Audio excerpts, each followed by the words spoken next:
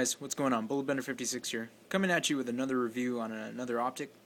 This here is the Burris Fastfire II red dot reflex sight. It's a mini red dot. It's fairly little.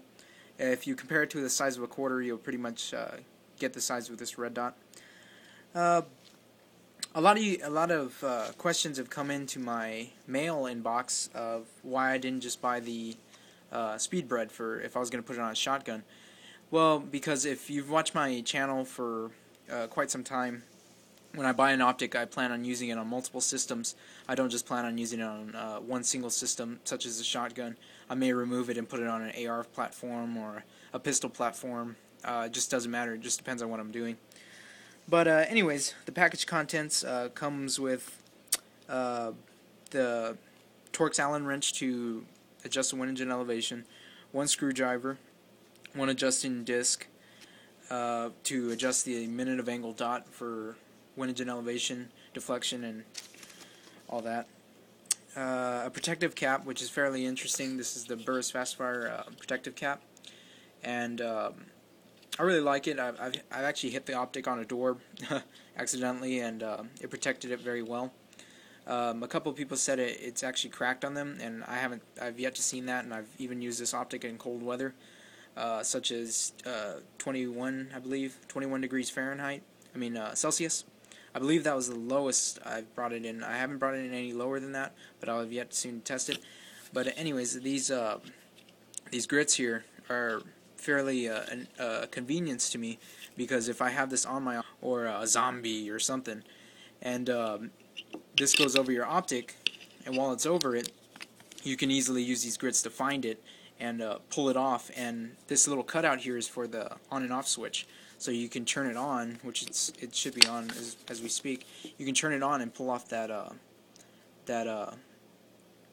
shield and use your red dot to kind of see through the night, using co-witness with your flashlight to get a basic idea of what you're doing. And the battery type it uses a CR2032. So a decent sized watch battery. Most Walmart sell them, or places that you may be in your area. A one gasket plate. The operating instructions manual, which is everything should come with one. A Weaver style Picatinny rail, at least this one does. This is again the Weaver style Picatinny rail one. They do sell the handgun mounts versions for the Burris Fastfire. I'm probably going to pick one up, but I just bought the Picatinny rail one so far just because of the versatility to it.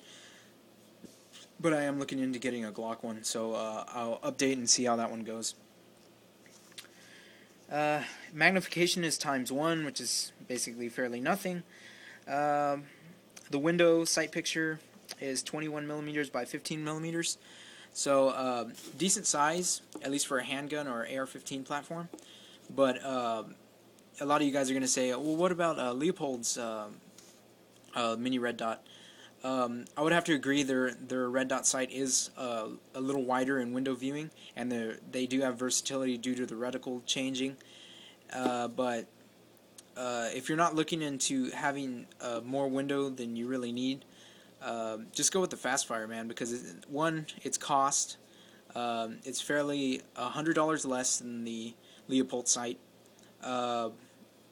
Two, it's got the quality and reliability of the same one, because I've used it. And three, a lot of people are going to say, well, it doesn't have a adjustment on the brightness setting. Well, guys, you're paying for the quality, but it may not have the adjustment on the brightness setting, but it's still fairly decent. You can still see it. I'm on white paper, and you can still see that. See? In daylight, and I've tested it in snow. Yes, you can see it in snow. At night, let me see if I can get this in night. Try and get a clear picture of this. Excuse me while I adjust.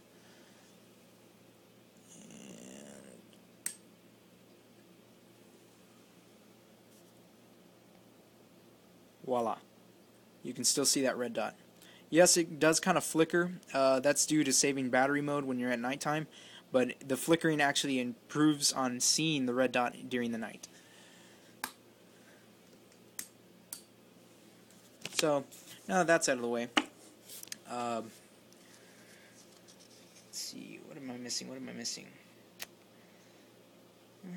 And guys, if I forget anything, just be sure to ask. I'll get back to you in the comment section below if you have any questions about it. Weapon recommendations. Recommendations for the Burris Fastfire II red dot sight is pistol, any type of shotgun, as long as it has a Weaver style Picatinny rail, or at least the Fastfire II model. Let's see, rifles can vary. Time of use, how long have I been using it? Since Christmas, because it was a gift. So there you go. Strength is auto brightness, or at least to me, is auto brightness, because you don't have to dink around with the, kind of like how you would in an EOTech, where you have to mess with it. Now, I'm not down on EOTech, believe me, I love EOTechs, but you know what I mean, when you really need the time, this one will be there a little quicker than the EOTech will. Some are going to argue with that, but that's just my point on it, and you know, that's just how it is. Versatility, it's highly versatile. Reliability, it's highly reliable. I mean, it stands the 12 gauge, and I'm firing numerous rounds through it. This one right here. And it is waterproof, or at least the Fastfire II model is. Customize. It's got some customizability, because you can add actually a protection wings that I'm probably going to buy for the 12 gauge to guide it from any dings, even more so than the cover. Upgrades. Some upgrades are compatible with the Burris Fastfire. Open eye shooting, both eyes open. I love that about the Burris Fastfire. Any type of reflex sight is that you can use both eyes while shooting, keeping more of an open view around your target area to be sure there's nobody in your path of firing your weapon before, you know, if you have it on a shotgun platform. ARs, you probably don't have to worry about that too much. Or pistols. Quick target acquisition, visibility, and weight. If you want the weight, I'll probably put it in the box below. Cons, it is a small screen. Not cons to me, but some people have complaints, so I have to put these as valid points. 4 MOA dot, so it is a little big, but the camera doesn't pick up the actual size of it, and it's not a fuzzy picture. It's a very clear picture on the Fastfire II. Not like some knockoff sites. I'm not going to mention names though. No brightness controller. Again, I'm not complaining. This is what most valid points are. Another one, I am going to have to say this one. This one is remove the sight while changing battery. The battery is on the bottom of the sight. You have to remove your mount and your gasket plate, which is in the middle of both of those, to get your battery compartment. What can you use this sight for?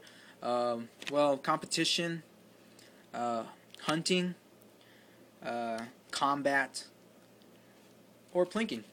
Either one. So I hope that was pretty open-minded on what you can do with the Burris Fastfire II red dot sight. And if you'd like to see more videos on the Fastfire II red dot sight or have any questions, just leave them in the comment section below, and I'll be sure to get back to them. Thanks, guys.